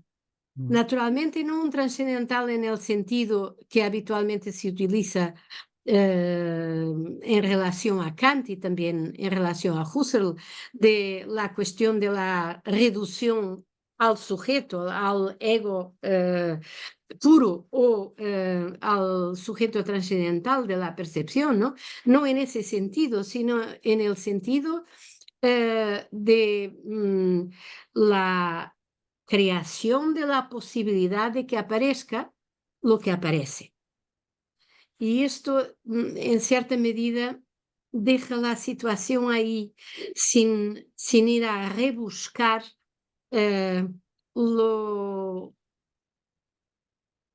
las raíces o las profundidades de la donación en Marion, ¿no? Que ya va muy lejos, ¿no? Ya se sale de esto, ¿no? Pero si nos atenemos al espacio en lo que aparece, viene a aparecer, ese es el espacio de la creación trascendental, que es el de la relación. Y yo creo entender que tu perspectiva, pero también en gran medida la de Alejandro, permiten que este fenómeno de la relación, o sea, lo que yo creo que es esencialmente fenomenológico, es el primado de la relación, que por lo tanto puede ser cognitiva, pero puede ser y es en primer lugar práctica, es el dato fundamental, la relación. No hay fenómenos para los realistas puros. Se acabó. En cierta medida me parece que Kant acabó con eso, pero se ve que no, porque sigue, ¿no? Pero yo ya no puedo entender de otra manera como no sea el que todo lo que se da, todo lo que aparece en su aparecer es relación. Y esa relación es histórica. Otra de las cosas que me gusta mucho y que me alegra mucho de haber podido estar con vosotros oyéndolo es la referencia a Antonio Millán. Independientemente de la gran figura filosófica que merecería ser reconocida como tal y tantos avatares históricos lo dificultan, Antonio Millán era además un ser humano extraordinario de una capacidad de ironía y de picar el interés y la continuidad de la conversación que me alegra que sea rescatado en su expresión. La expresión de él da título a un libro que yo no recuerdo el título total, pero que era cualquier cosa acerca de la existencia histórica. No me acuerdo exactamente el título del libro, pero tenía eso. Pues eso también te agradezco, Ramón, que lo hayas rescatado en tu libro y una razón más para querer leer. Entonces, terminando, que no quería tampoco estar hablando tanto tiempo, más allá de la alegría de estar con vosotros y de oír de lo que has hablado, de oír de un viejo amigo, de recoger lo que me parece fundamental para la metafísica que podemos hallar en el siglo XX y que yo creo que no soy capaz de dejarla caer en el XXI, que es la cuestión de lo trascendental en tanto que relación. Me gustaría, y es la pregunta quizá que te pongo, que pudieses hablar un poquito más de las entrañas de la Zambrano y del naufragio de Ortega. Y gracias. Nada. Muchas gracias, de verdad, Irene. Me encanta estar ahí, aunque sea en la distancia. Sabes que filosófica y no solo personal, de tantos años. Y me alegra comprobar que estás de acuerdo con la idea de que Sí. también el segundo Heidegger sigue respondiendo a un esquema trascendental, ¿no? Y además eso es bastante inteligible en el conjunto de la fenomenología, es decir, preguntarse en último extremo por las condiciones de la posibilidad del aparecer es un camino absolutamente intrafenomenológico, ¿no? Y por tanto, Heidegger responde sin duda a eso, ¿no? Más de lo que él mismo creía o se veía a sí mismo, ¿no? Entonces, y por tanto, simplemente recordar que preguntarse por las condiciones últimas que hacen posible el aparecer no tiene por qué estar ligado a que esas condiciones se den en la subjetividad, de manera que eso está abierta a la posibilidad que Heidegger y no solo Heidegger tratan en ello, la línea de Levinas es la misma, ¿no? Y respecto a las metáforas, a ver, yo es que rapidísimamente, ¿no? A ver, a mí me interesó mucho cuando, en fin, yo leí como casi todos los intelectuales españoles durante mucho tiempo, he leído muchísimo a Ortega, ¿no? Desde jovencito, ¿no? Y entonces siempre me apasionaba la capacidad de Ortega de expresar plásticamente cosas que no son que no son inteligibles solo con una manera, digamos, crudamente racional, ¿no? Y la capacidad plástica de pensamiento en ese sentido era extraordinaria, ¿no? Pero claro, lo que a mí me interesó fue cuando leí una cosa de Blumenberg en la que hablaba de las metáforas absolutas, o sea, la idea de que el pensamiento se vale muchas veces de metáforas absolutas en el sentido de que con eso se trata de expresar algo que está arraigado en la existencia humana, pero que no se deja decir, diríamoslo así, conceptualmente, porque son precisamente últimas en ese sentido, ¿no? Claramente lo que hace Ortega con el naufragio, o María Zambrano con las entrañas, es aprovechar, digamos, imágenes habituales de la vida accesibles para cualquiera, para darles un sentido último. O sea, digamos, en la idea de Ortega del naufragio, o sea, un naufragio en el cual, del cual, digámoslo así, es una situación inicial porque quitamos al naufragio todos los momentos anteriores al naufragio, por ejemplo, el viaje, la salida del puerto, el tal, sino es el momento en el que simplemente hay un naufragio y uno inicia, se encuentra además, digamos, en un medio que le es ajeno, como es el agua, por lo menos que no es el suyo, por así decir, no es el suyo propio, y tiene, digamos, que afrontar su existencia en un medio que le es extraño. Eso lo utiliza Ortega para decir, esa es la condición humana inicial. En toda situación, en último extremo, el ser humano es un náufrago, ¿no? Y por eso dice un momento que yo solo me fío de los pensamientos de los náufragos, o sea, de aquellos que piensan obedeciendo a una necesidad existencial de pensar, ¿no? Y entonces ese momento del naufragio, lo que yo decía es cuál es la relación del naufragio con la Unheimlichkeit, ¿no? Porque Heidegger también utiliza Ortega también utiliza la metáfora del extranjero, en el mismo sentido que el extranjero. El extranjero es, en el fondo, una forma de la inhospitalidad de lo Unheimlich y tal, ¿no? Y bueno, yo en ese sentido me parece que no, que Ortega lo que le interesaba esencialmente de la metáfora del naufragio era, como correspondía muy bien a su tono vital de persona activa y vitalista, lo que le interesaba es el movimiento que necesariamente tiene que hacer el náufrago para subsistir, que es bracear como sea. Y ese braceo para Ortega es la cultura. El hombre lo que hace es creación de cultura moviéndose como puede en un medio ajeno. Mientras que Heidegger apunta a otra cosa. Heidegger no apunta, o sea, Heidegger apunta más bien a la indeterminación constitutiva que ya está en el naufragio, pero la piensa de una manera, a mi entender, más radical que Ortega, ¿no? Esa era a donde voy, ¿no? Y María Zambrano utiliza otra expresión española, las entrañas, que es justo una parte del cuerpo nunca localizable, nunca se sabe dónde está, pero que te sale de las entrañas para situar ahí una especie de originariedad de la condición humana que es, digamos, prerracional, presensible, vamos, dicho de una manera muy rápida, ¿verdad? Pero en fin, leerlo. Gracias. Roberto.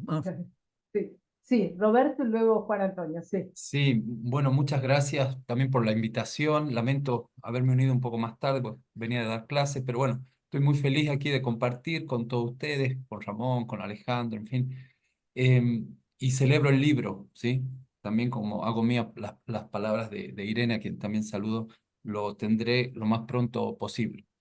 Sin haberlo aún leído, sin embargo, querría tomar parte de una conversación ahora que ocurrió recién entre Alejandro y tú, Ramón, cuando Alejandro decía, a ver, hablando de Kant, pero también se extiende a Husserl, hablaba Alejandro de un dar razón del dato, de un dar razón de aquello que aparece como tal, ¿sí?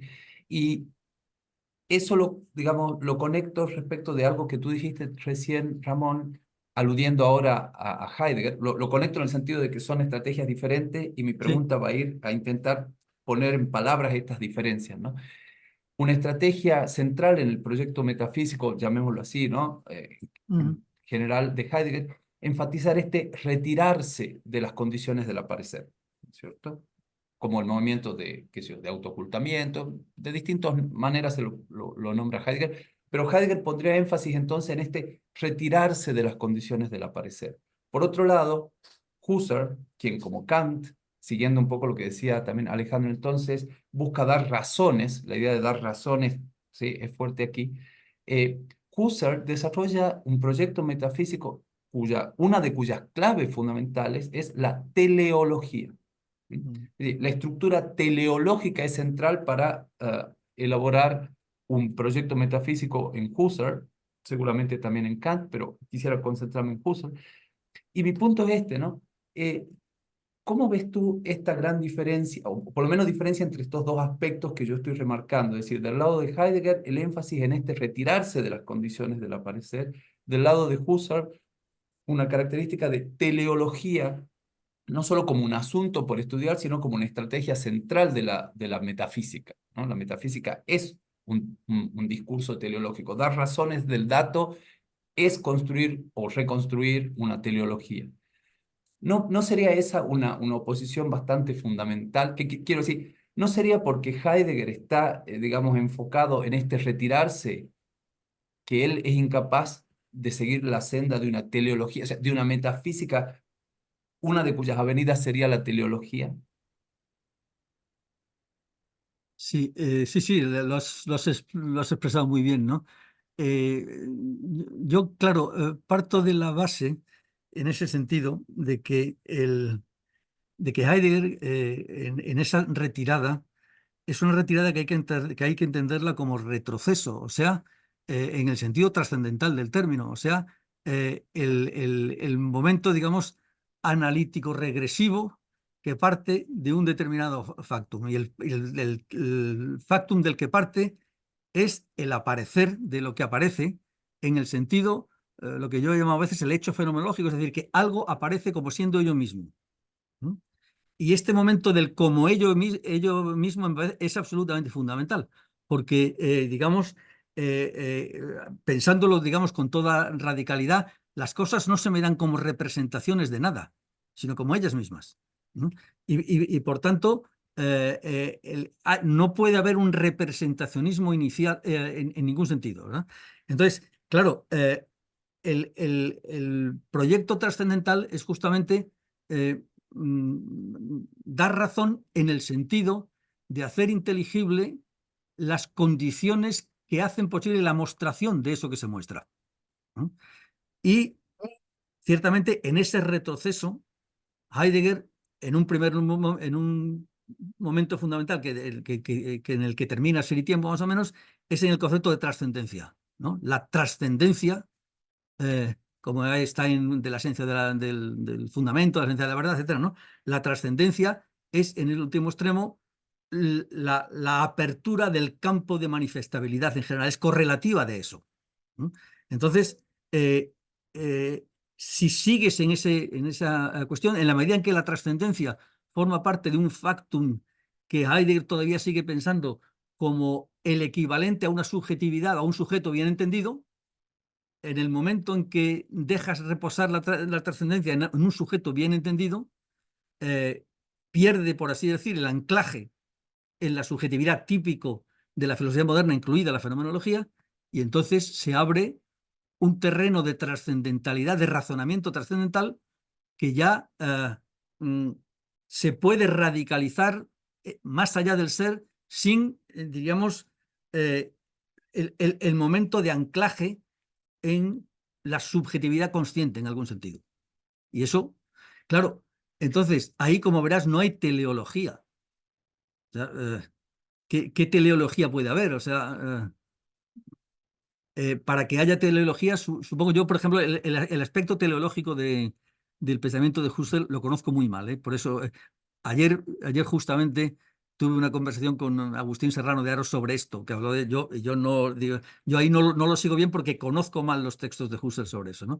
Pero claro, para que haya una teleología, tienes que ver una conexión racional entre las cosas, apuntando, diríamos así, a determinadas posibilidades de sí mismo, que no es el problema del retroceso trascendental de la fenomenología, que apunta aún más allá del ser, claramente, ¿no? Entonces, la vía trascendental de la fenomenología, que yo he pensado en la primera parte, como verás, no es la de la teleología, porque no veo momento teleológico en ese retroceso trascendental, ¿verdad? Muchas gracias. Gracias. Gracias, Ramón. Sí, Juan Antonio. Hola, buenas tardes. ¿Se me escucha? Sí, Sí, muy bien. muy bien. Bueno, muy bien. Pues nada, antes de nada, desde luego felicitarte, Ramón, si me permites que te tutee, y al Sí. resto al resto de intervinientes, especialmente a Alejandro, creo que sé que ha mantenido contigo la interlocución inicial. Desde luego habéis hecho muy apetitoso un libro que yo no conocía.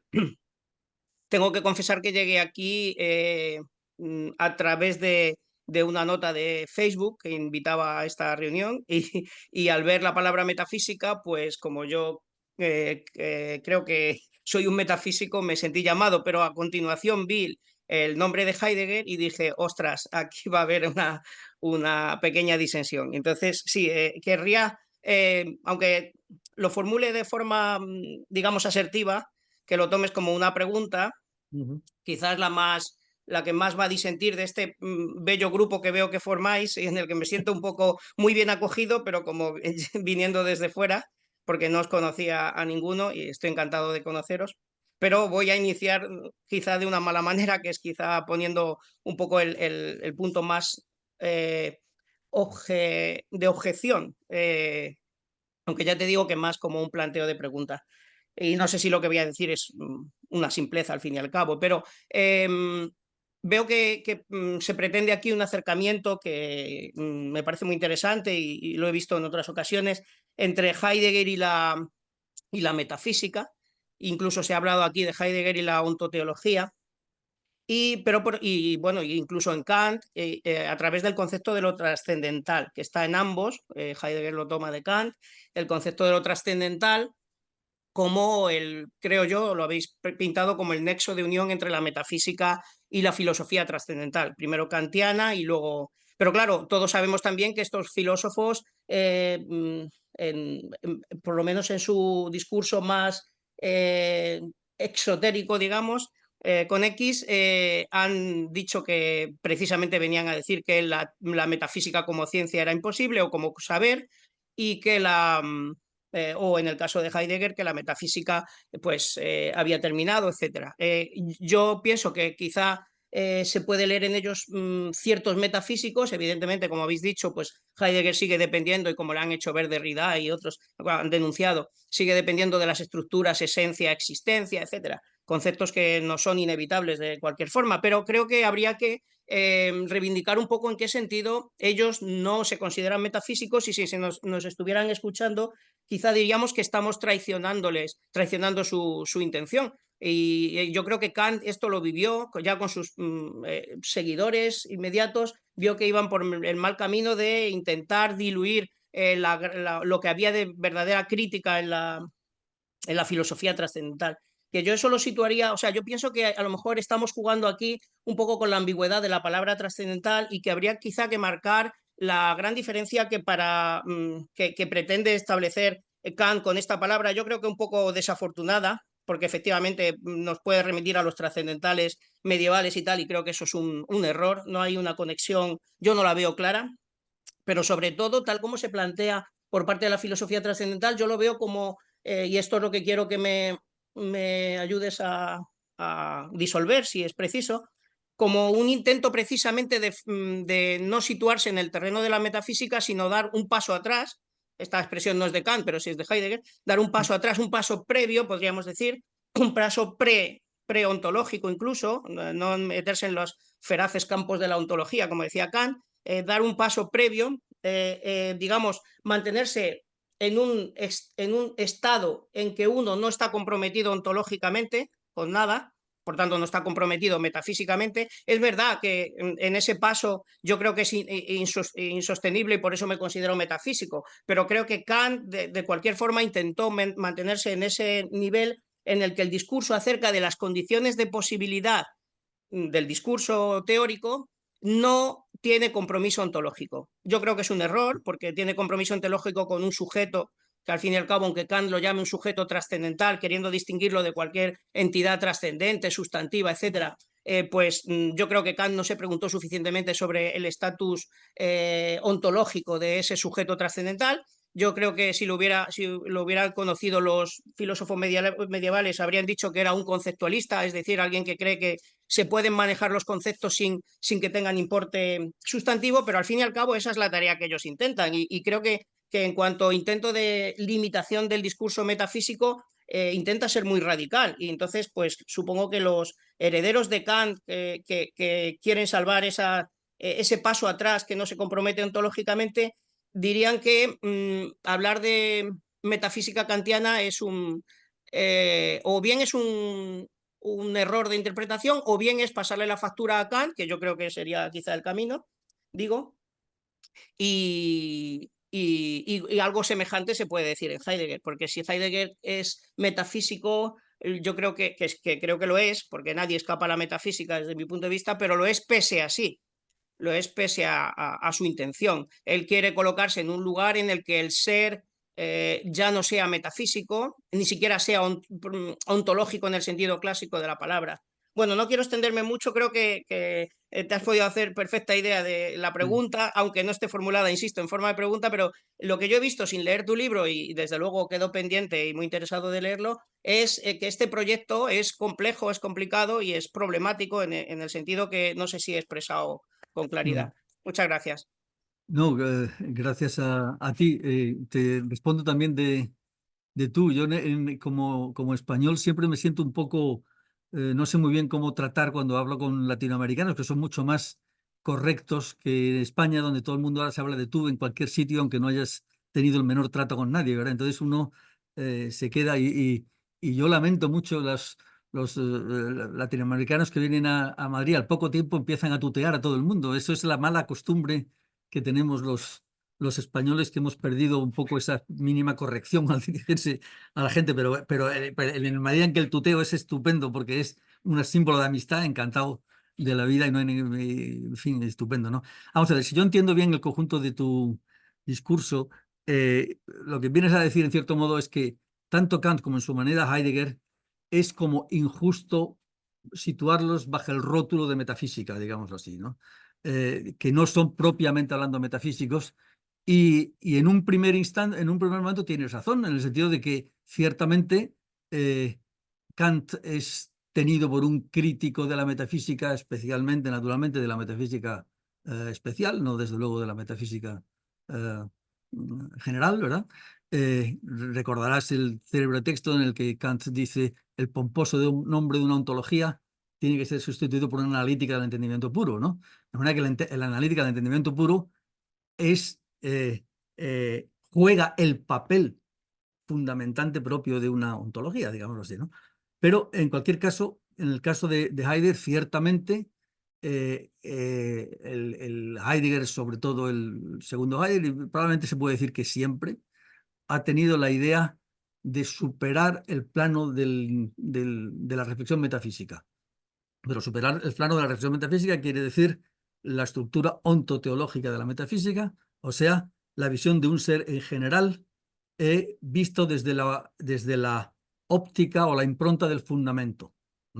Entonces, el pensamiento del fundamento en su totalidad, eso es una especie de modo básico, esquema básico del pensamiento occidental, y es cierto que Heidegger ha pretendido ir más allá de eso.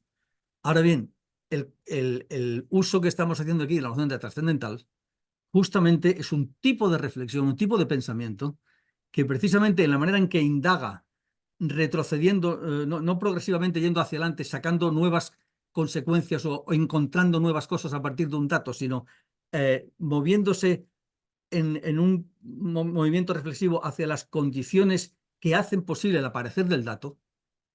En ese camino de retroceso puede perfectamente ser considerado como metafísico en el sentido de que llega a un estrato de nivel, de que pretende llegar a un estrato de nivel último del pensamiento a partir del cual se hace inteligible el resto.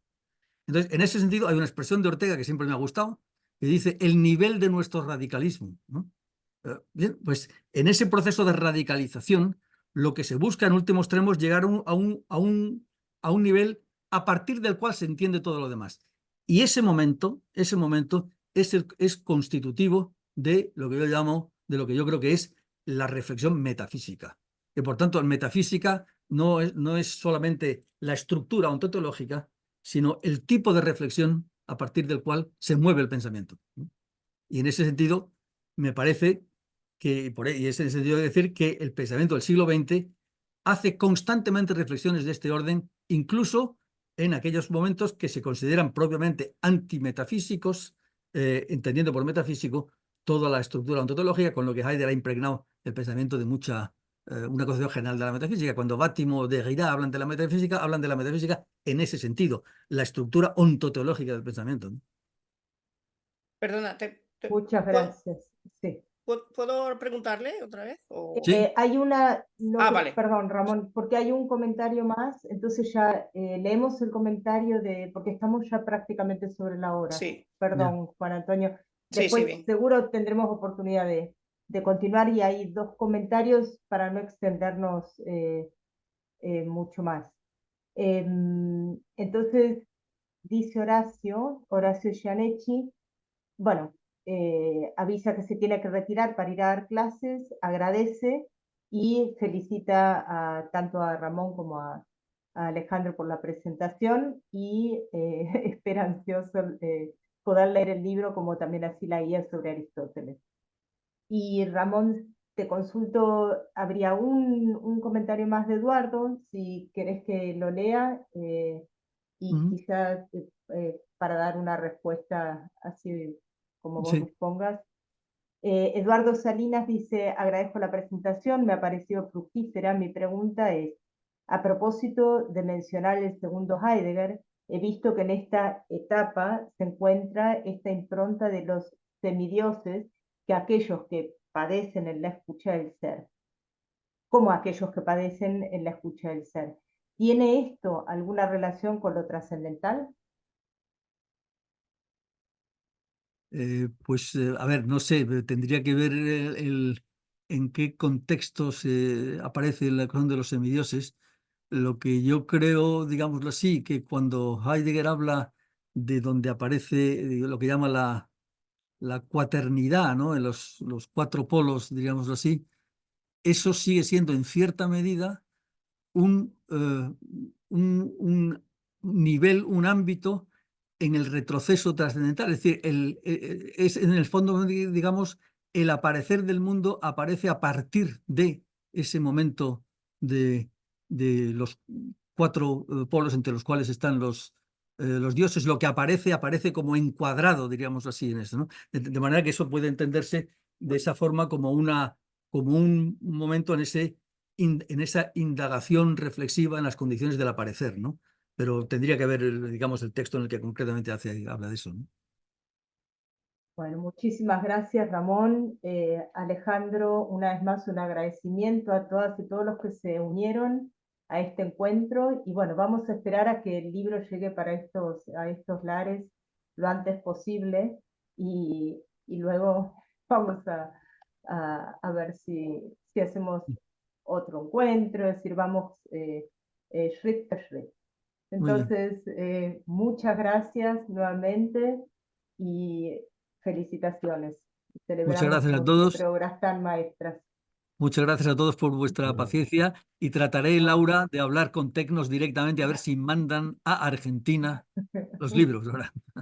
Que sería lindo, Ramón, sería muy bueno si se puede hacer como una distribución por las librerías, es decir, que pueda haber Claro, un claro, claro. acceso. De eso se trata, si no, ¿para qué se Claro, publica claro. un libro en papel? Exacto, Para que sí. llegue a las librerías, ¿no?